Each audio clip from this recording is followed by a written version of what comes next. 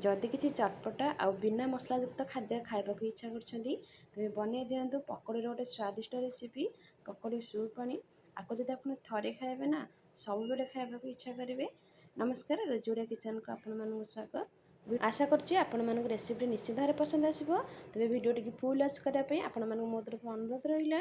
Soup पानी बनाया पई प्रथमे मु एठी देखंतु नेछि मटर को मु बतुरे देइथिली माने राति रे मिनिमम 8 ରୁ 10 घंटा।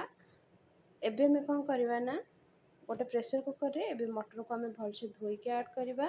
एठी मु गोटे कप मटर नहीं से अनुसार मुझे दौची 3 कप पानी। ए रेसिपी रे पानी रो भागटा टिके अधिक रहिबो।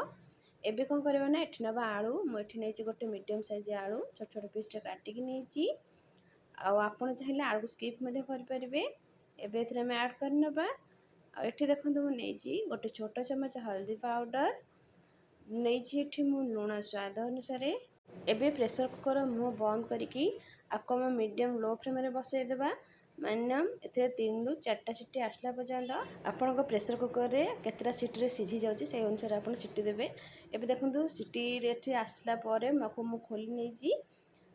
एबे देखंतु मटर ऊपर गोटा देखा होची किंतु हाथ रे देखंतु चिपला माने सिझी जाईची।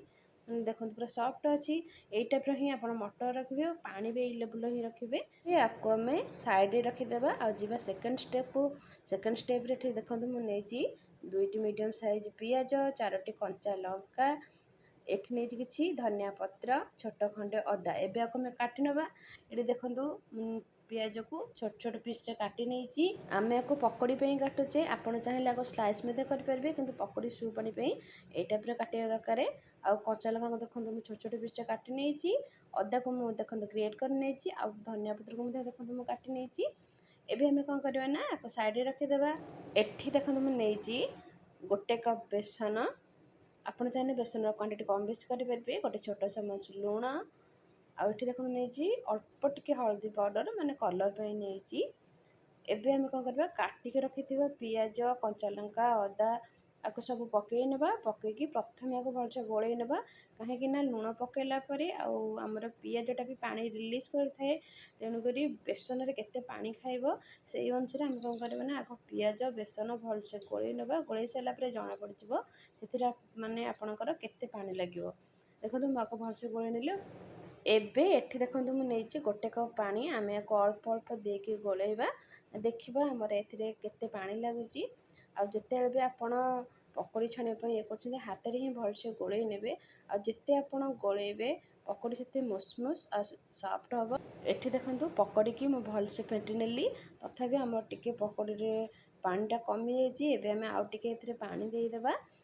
पानी देके आको हमें कहना ना भलसे फेंटी नबा। पानी हमर एथिरे 1/4 कप लागिची। एबे कौन करबा ना भल के फेंटी के आको हमें घोड़ई नबा आको रखि देबा साइड रे। एबे देखंतु एठी मु तेंतुली माने गोटे लेंबू साइज रो तेंतुली की मु करथिली ना आगुरु पानी रे बतुरे देथिले आ एथि पई आपण अल्प टिके पानी रे ताको बतुरेबे बेसी पानी देबेनी। एबे आको हम भलसे चकटी नबा। चकटी कौन करबा ना आको गोटे छणा रे माने जूस छणा रे छानी देबा ता रस गुडा जेंति बाहर पड़िबो। आ आपण जदि चाहिबे आरो मंजी काढी के आको आपण ग्राइंडिंग मध्ये कर परबे। मते किंतु एटा सहज लागला। एबे आको हम भलसे चकटी की आरो रस गुडा को बाहर कर नबा। आ एथिरा में अल्प अल्प पानी देके चकटिबा। देखंतु ए टाइप रो चकटिला बेले एथिरे 3 ରୁ 4 चम्मच पानी लागिची बेसी पानी लागिनी। एबे आको हम भलसे पोछि नबा। एठी देखंतु माने तेंतुले रसटा ए टाइप रो रहे दरकार। आपण एतिकी परफेक्टली एतिकी ही रखिबे अधिक पानी करिवेनी। एबे हम एथिरे नबा गोटे छोट चम्मच चाट मसला पाउडर आ एठी नउची मु गोटे चम्मच ब्लैक सॉल्ट। एबे एथिरे गोटे चम्मच पानी देके आको हम कौन करबा ना भलसे गोलई नबा। गोलई साइला परे एठी देखंतु मु नेची गोटे कंचा लंका लंका बहुत राग अच्छे तेणुकर मुझे गोटे कंचा लंका नहीं आपड़ चाहिए आपण हिसाब से राग कम बेसी करें। एबे आपन कौन करना भलसे चकटे देबा। जदि आपण अधिक परिमाण में करे आपण ग्राइंडिंग मिसिकी सब करें। एठी देखंतु मु नेची फाळे लेंबू आपको आम चिपुड़ी नबा। लेंबू रस देबे तार टेस्ट बहुत बढ़िया आसीबो। बेसी नेबेनी अल्प नेबे। एबे कौन करबे ना गोली के आको हमें रखिदेवा साइड रे। आमर ये हो गला रेडी। मोटे टेस्ट कर नउची बढ़िया लागुची। ଏବେ ଦେଖନ୍ତୁ ଏଠି ମୁଁ ଆଗରୁ କଡ଼େଇରେ ତେଲ ବସାଇଥିଲି, ତେଲଟା ଗରମ ହେଇକି ଅଛି। ଏବେ ଆମେ ଯେଉଁ ଗୋଳେଇକି ରଖିଥିବା ବ୍ୟାଟରକୁ ଏଥିରେ ଟିକେ ପକାଇବା। ଦେଖନ୍ତୁ ତେଲଟା ଆମର ତାତି ଯାଇଛି। ଏବେ ଆମେ କ'ଣ କରିବା ନା ଛିଞ୍ଚିକି ପକୋଡ଼ି ଗୁଡ଼ାକ ପକାଇବେ, ଯେମିତି ପକୋଡ଼ିଟା ଗୋଟା ଗୋଟା ହେବ। ନଚେତ୍ କ'ଣ ହେବ ନା ପରସ୍ପର ସହିତ ସବୁ ଲାଗିଯିବ।